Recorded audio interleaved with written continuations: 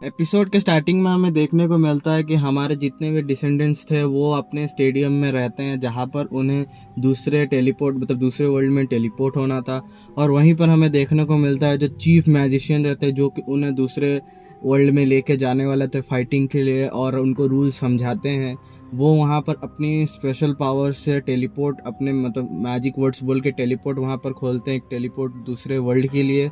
और सारे स्टूडेंट्स को वो रूल समझाने के बाद बोलते हैं कि आप लोग अंदर जा सकते हैं, और बोलते हैं आपको सुरक्षित बाहर आना है, उसके बाद आप लोग ये एग्ज़ाम पास कर लोगे। और ये सुनने के बाद धीरे धीरे करके सारे स्टूडेंट्स उस पोर्टल के अंदर जाने लगते हैं। और जब हमारा हीरो उस पोर्टल के अंदर जाने वाला रहता है तो वो अपने दोस्तों और अपने ग्रुप को बोलता है कि आप लोग यहाँ पर ख्याल रखो अपना, क्योंकि वहाँ पर बहुत खतरा हो सकता है जान का, और मैं ये चीज़ अकेले करना चाहता हूँ, क्योंकि अगर मुझे कुछ हो गया तो हमारा टीम मतलब सरवाइव कर लेगी ये एग्ज़ाम जैसे तैसे करके। तो वो बोलने के बाद वो भी हमारा हीरो अंदर चले जाता है पोर्टल के अंदर। और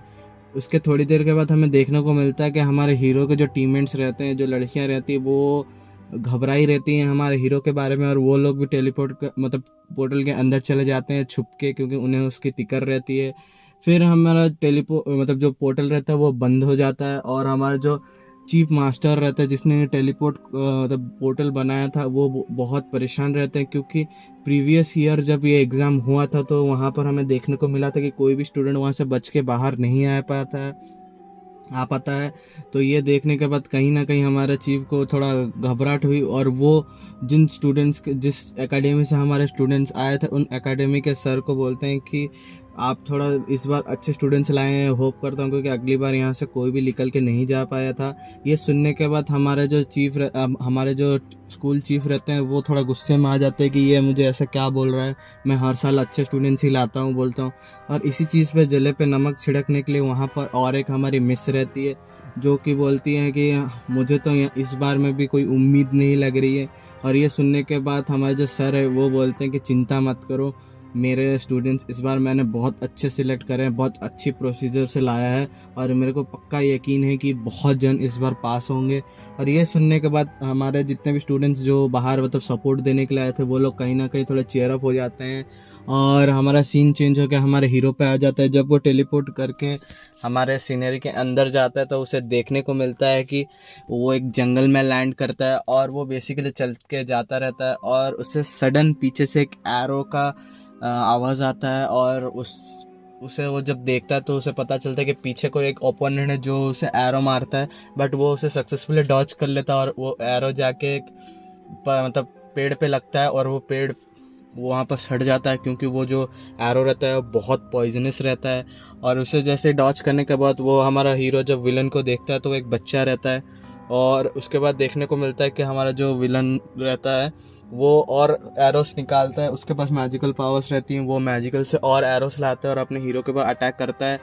और हमें देखने को मिलता है कि हमारा जो हीरो है वो कहीं ना कहीं हमारे ओपन की तरफ धीरे धीरे बढ़ता है, और बोलता है कि तुम पे क्या मतलब तुम्हारी कितनी लिमिट है, मुझे दिखा, मतलब चैलेंज करता है। तो हमारा जो बच्चा है विलन वाला वो फायर कर देता है अपने एरोस को, और वो जाके हमारे हीरो के चेस्ट से आर पार हो जाती हैं, जिससे कि हमारा हीरो थोड़ी देर वहाँ बेहोश हो जाता है। और हमारा जब एरो मारता है हमारा वो बच्चा, तो वो बोलता है कि मैं तुम्हें माफ़ कर सकता हूँ अगर तुम मुझे अभी मतलब तुम यहाँ पर मैं अपोलोजाइज़ करो, क्योंकि तुमने मेरे मास्टर को मारा था, मतलब डिफीट करा था, और उन्हें बहुत बुरी तरह मतलब जलील करा था। तो तुम्हें मैं इसके लिए थोड़ा तुम्हारी सज़ा कम कर सकता हूँ, और तुम्हें मैं दिलासा दे सकता हूँ कि तुम्हें कम तकलीफ़ हो। और वो बोलता है कि अगर तुम्हें वो मंजूर नहीं है तो ठीक है, मैं तुम्हें बहुत आसान मतलब इजी मौत दूंगा, तड़पा तड़पा के नहीं मारूंगा। और ये बोलने के बाद वो अपने एरोस को वापस उठाने जाता है जो कि उसने शूट करे थे पेड़ और ज़मीन पे, उसे वापस गट्ठा करने जाता है। तो उसे थोड़ी दिन के बाद फील होता है कि वहाँ पर जो उसने अपने हीरो को जब मारा था तो वो हीरो का मतलब ओरिजिनल हीरो नहीं रहता है, वो इसका एक क्लोन रहता है। और उसने बेसिकली हमारे हीरो ने क्लोन जिस्सू टाइप का यूज़ करके वहाँ से हट के वो एक पेड़ के ऊपर चला जाता है, जिससे हमारा जो विलन बच्चा रहता है वो डर जाता है। और वो जब देखता है कि हमारा जो क्लोन था वो गायब हो जाता है, तो वो डर के मारे अपने वो जो एरोस उठा के तुरंत ही भागने का तैयारी करते हैं, और भाग जैसे ही जाते हैं तो वैसा इलाके से निकलने ही वाला रहता है। तो हमारा देखने को मिलता है कि हमारा हीरो एक पेड़ के ऊपर छुपा रहता है, और वो जैसे ही निकलता है हमारा हीरो उसको एक मुंह पे किक मारता है, जिससे कि उस वो पहले ही शॉट में डाउन हो जाता है और हमारा हीरो उसके पास जाता है और उसके सिर के ऊपर पैर रखता है और उसे कुचलता है और कुचलते कुचलते बोलता है कि तुम्हारी कुछ आखिरी ख्वाहिश है तो मुझे बता दो, क्योंकि इसके बाद तो मैं तुम्हें मार डालूंगा। तो हमारा बच्चा बोलता है कि मुझे माफ़ कर, तो मेरी कोई गलती नहीं है, मैं तो जोश जोश में कर दिया। बट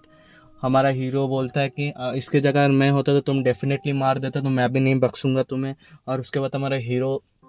उस बच्चे को मार देता है वहीं पर, क्योंकि वो एक ईविल रहता है। और उस समय हमारे हीरो को पता नहीं चलता है, बट हमें देखने को मिलता है कि हमारे हीरो और उस बच्चे का फाइट को कोई एक जन देख रहा था और वो बहुत गुस्से में था। और ये बात हमारे हीरो को भनक तक नहीं लग रही थी, मतलब उसे वो पावर फील नहीं हो रही थी। तो जैसे उस बच्चे को मार के हमारा हीरो वहाँ से उस बच्चे की पावर्स और उस बच्चे की एबिलिटी स्वॉर्ड और वो एरो सब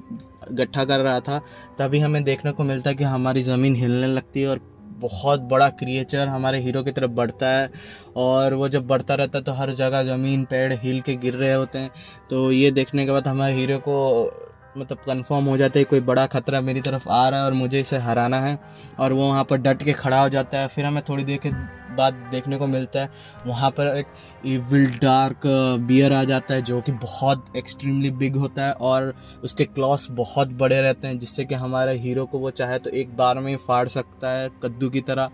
और वो जब आता रहता है तो वो अपने साइड में जितने पेड़ रहते हैं वो उसे अपने नाखूनों से भी काटते काटते आ रहा था, जिससे कि वो ऐसा दिखाना चाहता था कि वो बहुत पावरफुल है। बट हमारा हीरो उससे ना डर के वहाँ पर डट के खड़ा रहता है। और हमारा इसी सीन के बाद हमारा एपिसोड ख़त्म हो जाता है।